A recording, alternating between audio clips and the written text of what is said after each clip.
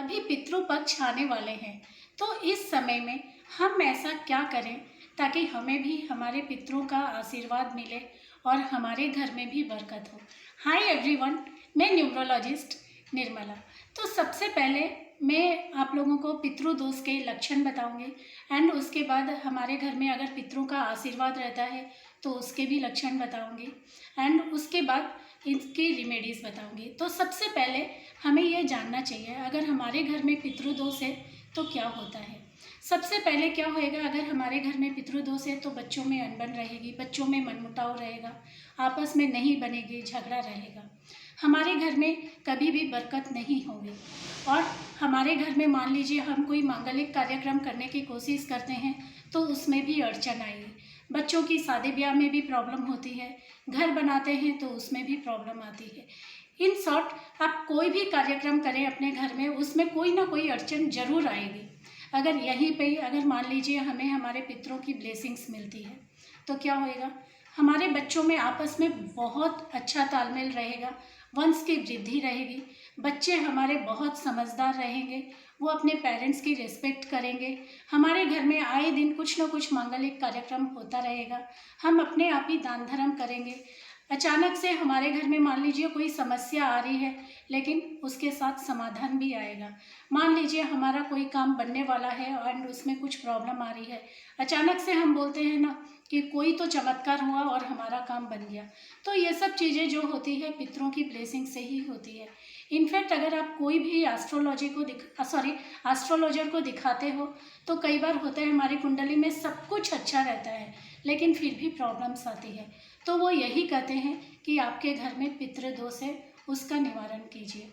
And real में पितृदोष का निवारण बहुत ही सिंपल है एंड बहुत ही ईजी है एंड हम सब आराम से उसको कर सकते हैं।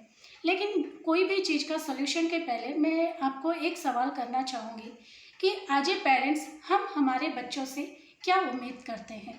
आई थिंक आप सबका जवाब एक ही होगा, हम यही चाहते हैं हमारे बच्चे हमारी इज्जत करें, हमारे साथ अपनी ज़िंदगी का जो भी फैसला होता है वो शेयर करें, हमें उनकी अपनी डे टू डे लाइफ में हमें इन्वॉल्व करें एंड हमें थोड़ा सा इज्जत दें। आप सब भी यही चाहते हैं। तो ऐसे ही हमारे जो पितृ होते हैं, जो बड़े बुजुर्ग जो इस दुनिया में नहीं हैं, वो भी हमसे बस यही एक्सपेक्ट करते हैं कि हम उनको अपनी ज़िंदगी में शामिल करें, हम उनको याद करें, क्योंकि माँ बाप जो होते हैं वो अपनी पूरी ज़िंदगी लगा देते हैं बच्चों को बनाने में एंड वो जो सैक्रिफाइस करते हैं, जो कॉम्प्रोमाइज़ करते हैं, उसका तो आई थिंक कोई जवाब ही नहीं है, क्योंकि तिनका तिनका इकट्ठा करके वो अपने बच्चों की ज़िंदगी संवारते हैं, बच्चों को काबिल बनाते हैं, भले ही वो कोई भी प्रोफेशन में क्यों ना हो सकता है वो डॉक्टर हो या इंजीनियर हो या बिजनेसमैन हो, कुछ भी क्यों ना हो, लेकिन वो जब सक्सेस हो जाते हैं तो वो उन्हीं को भूल जाते हैं जिन्होंने उनको इस काबिल बनाया है। तो डेफिनेटली थोड़ा फ़र्क तो पड़ेगा ही पड़ेगा हमारी लाइफ में, क्योंकि देखिए जो शांत हो जाते हैं एंड दुनिया में जितनी भी शरीर है वो सब एक आत्मा ही है। जब हम अपना शरीर त्यागते हैं तो क्या होता है, आत्मा परमात्मा में मिल जाती है एंड परमात्मा क्या होता है कि जो सबका अच्छा सोचता है एंड जब हमारे पितृ हैं, जब हम उनको याद नहीं करते तो उनकी आत्मा को वो ठेस पहुंचती है, तभी हमारे जीवन में भी हमें ठेस पहुंचती है। अगर आप उनको थोड़ा सा आप उनको याद करते हो तो डेफिनेटली आपके घर से पितृदोष पूरा निकल जाएगा।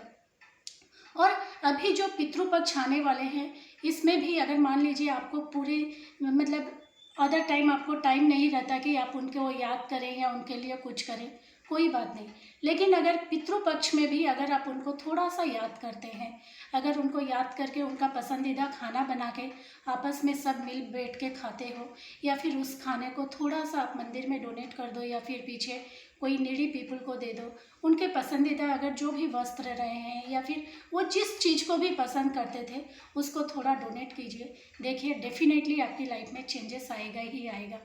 क्या होता है ना, जो भी शांत होते हैं लाइक वो या तो फादर या मदर दोनों की तरफ से होता है। मदर क्या होता है, चंद्रमा, एंड पिता क्या होता है, सूर्य। तो हम जिस चीज़ों का डोनेट करते हैं वो सूर्य और चंद्रमा के रिलेटेड भी अगर थोड़ी चीज़ें डोनेट करें तो भी हमारी लाइफ में चेंजेस आएंगे ही आएंगे।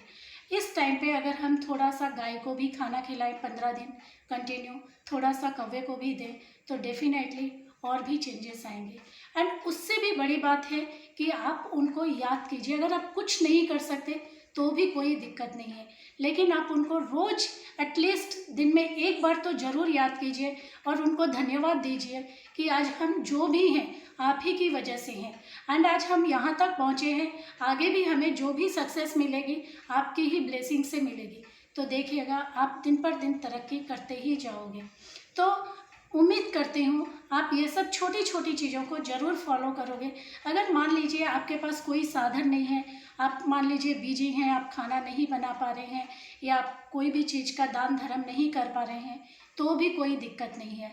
आप एक काम तो कर ही सकते हैं, सुबह उठ के 1 लोटा जल सूर्य भगवान को ज़रूर अर्पण करें अपने पितरों को याद करके, या फिर शाम को चंद्रमा को एक बार ज़रूर देखें एंड अपने पितरों को याद करें कि भगवान वो जहाँ भी हैं खुश रहें। या फिर नेचर को देख के एक बार याद करें, भगवान हमारे घर के जो भी पितर देवी देवता हैं वो जहाँ भी हैं, भगवान उनकी आत्मा को शांति दे और खुश रहें, और हम जो भी हैं उनकी ब्लेसिंग से ही हैं। तो देखिएगा आपके लाइफ में अपने आप ही चमत्कार होने लगेंगे एंड आपके घर में बरकत होना शुरू हो जाएगा। एंड उम्मीद करती हूँ आपको मेरी ये जानकारी ज़रूर पसंद आई होगी। आप इस चीज़ को थोड़ा फॉलो करोगे और अपनी लाइफ में भी देखोगे कैसे चमत्कार हो रहे हैं। अगर आपको मेरी ये जानकारी पसंद आई तो प्लीज़ आप मेरे चैनल को लाइक, शेयर एंड सब्सक्राइब कीजिए। धन्यवाद।